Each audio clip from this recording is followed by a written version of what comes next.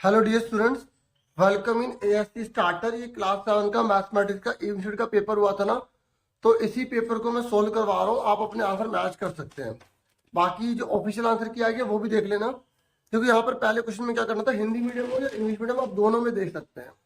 ठीक है, तो मैं दोनों दिखा देता हूँ, लेकिन करूंगा एक ही में। ठीक है, तो यहाँ एक्स की जगह 2 लिखना था, यहाँ पर एक्स की जगह 2 लिखना था। तो 4 2 8 -3 कितना आ गया 5। ऐसे करना था इसको। फिर उसके बाद नेक्स्ट है, ये कह रहा है एरिया ऑफ पैरेललोग्राम निकालना, तो इसका फॉर्मूला होता है बेस इनटू हाइट। तो इन दोनों को मल्टीप्लाई करना था 6 4 24, तो इसका आंसर क्या है ए। फिर उसके बाद नेक्स्ट है, ये कह रहा है इसको सोल्व करो। तो ध्यान से देखो, -4 plus minus minus, -4 minus minus plus, minus minus plus होते हैं। ठीक है, और 5 और 4 के 2 9 डिवाइड 5 में 4 के प्लस का 1 बचा, क्योंकि प्लस की रकम बढ़ी है। अब माइनस के 9 को इससे डिवाइड करेंगे, माइनस का 9 आएगा, तो आंसर डी आ गया। ठीक है, फिर उसके बाद नेक्स्ट क्वेश्चन है, कह रहा है 3 और 5 का कॉमन मल्टीपल क्या होगा। वैसे तो मतलब कॉमन मल्टीपल का मतलब होता है, जैसे 3 का टेबल लिखो, 3 एकम 3, 3 दूनी 6, 3 3 9, 3 चौक 12, 3 5 15, 3 6 18, 621, फिर 3 8 24, इस तरीके से चलता रहेगा।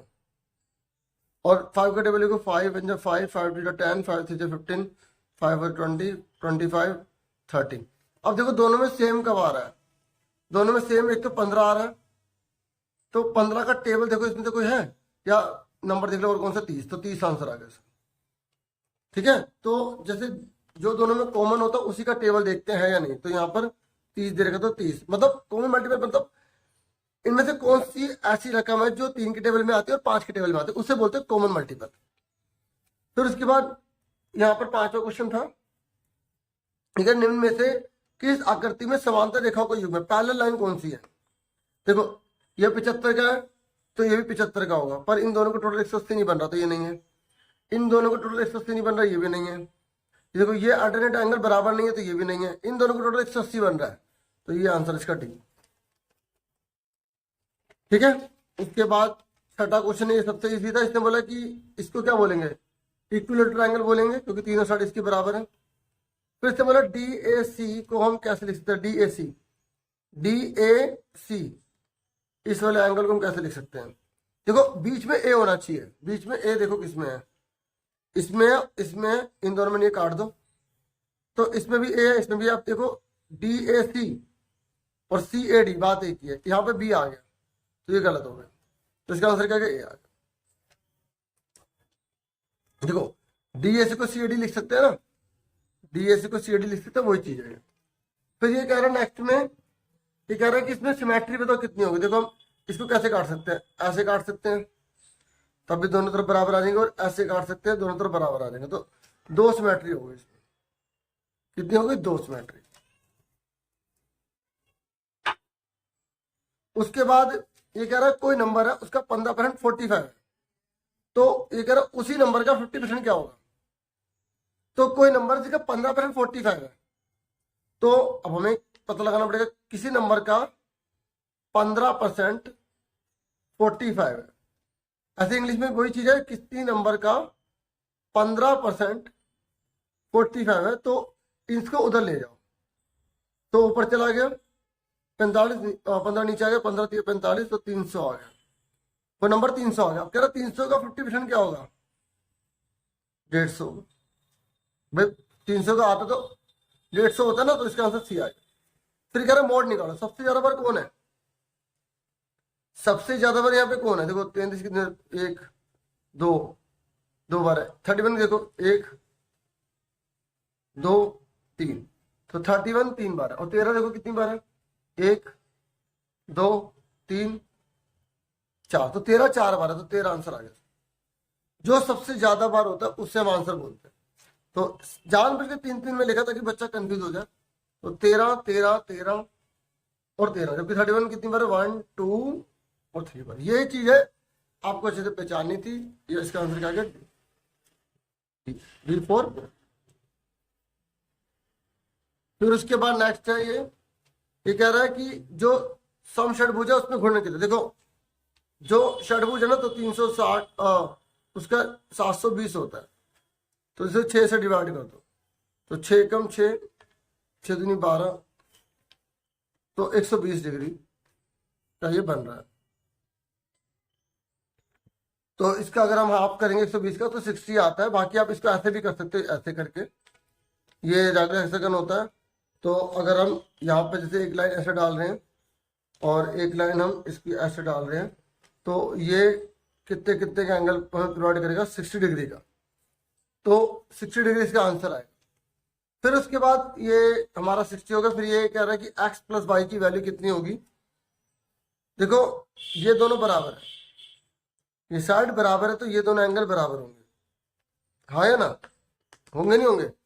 ये 50 का तो ये 50 का होगा, क्योंकि वर्टिकल अपवर्ड एंगल। ये 50 का तो भी 50 का होगा, हाँ या ना। क्यों? क्योंकि अगर साइड बराबर होती है तो आमने सामने के एंगल बराबर होते हैं। ये 50 का तो एक लाइन का टोटल कितना होता है, 180, 130 का आ गया। ठीक है, ये 130 का आ गया।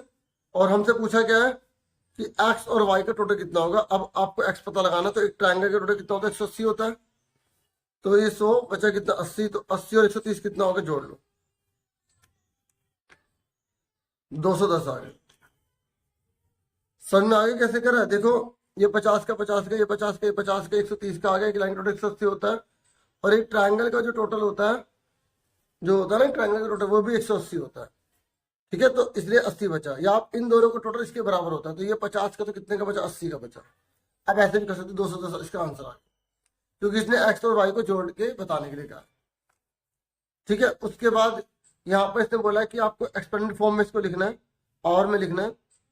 ठीक है, यहाँ पर इसने बोला है तो 608125 है ना, तो 1 2 3 4, तो 4 के बाद 1 2 3 4 5, सॉरी, तो 5 10 के ऊपर 5 पावर आ जाएगी।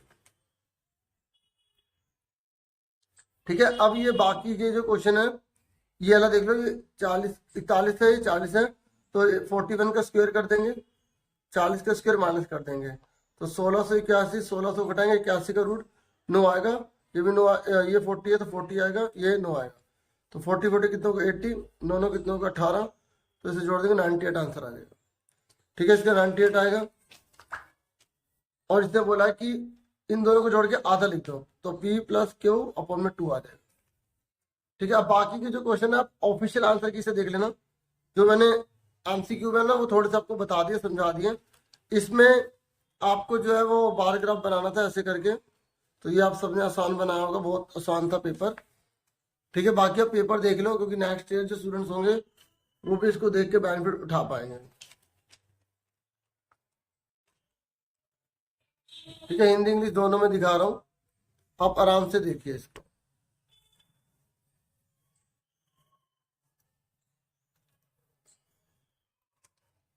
बाकी क्या सर आपका एग्जाम किस चीज में डिफिकल्टी हुई वो भी आप बता सकते हैं।